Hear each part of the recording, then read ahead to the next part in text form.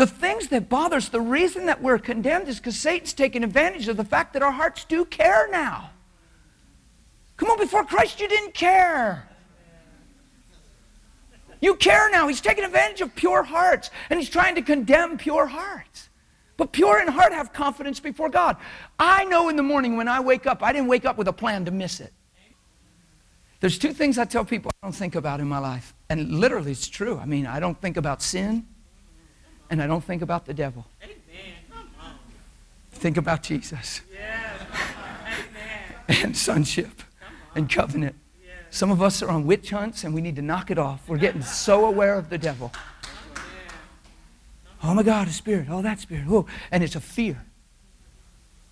We just need to stop. I'm not being mean when I say we need to knock it off. You hear what I'm saying. I'm not being condemning. What I'm saying is we focus on the wrong things. And we make much of something that shouldn't be made much of, and we make little of the wrong things.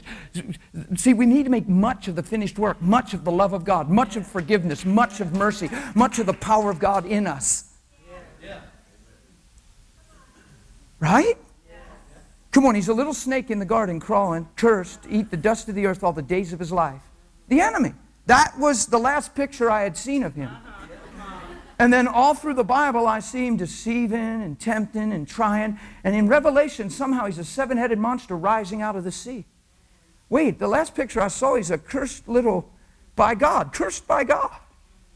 Where did he get all that power? Men honored him and feared him all along the way, and created a monster out of something that God knows is cursed. Men have made a monster. We've feared him and reverenced him and worshipped him with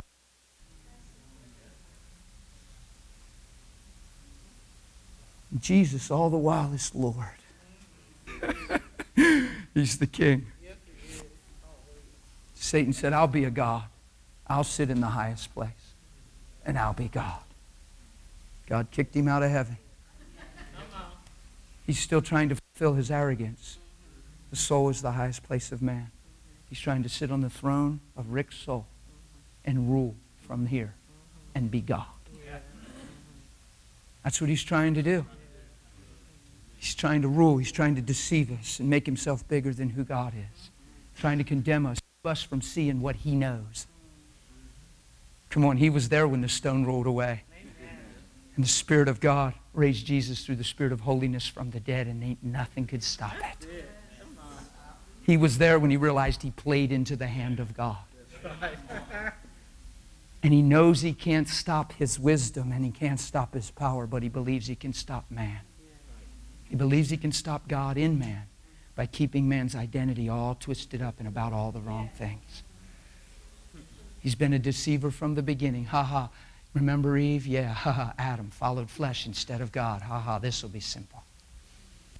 Keep them self-centered, self-conscious, deceived, fighting, arguing, debating over doctrine, make it all about tradition and where they go to church and what they believe instead of who they've become.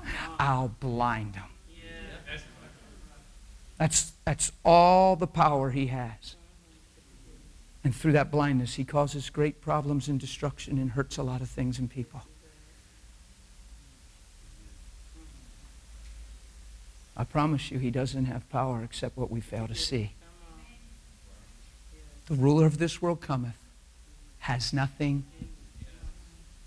That same Jesus that said that told us to follow him, and that he's firstborn among many, and we're predestined to be conformed to his image. And the things he did will do. And all authority I give you to tread upon serpents, scorpions, over all the power of the enemy, and nothing by any means shall harm you. He's speaking out of the identity that belongs to us. He's speaking out of our rightful place.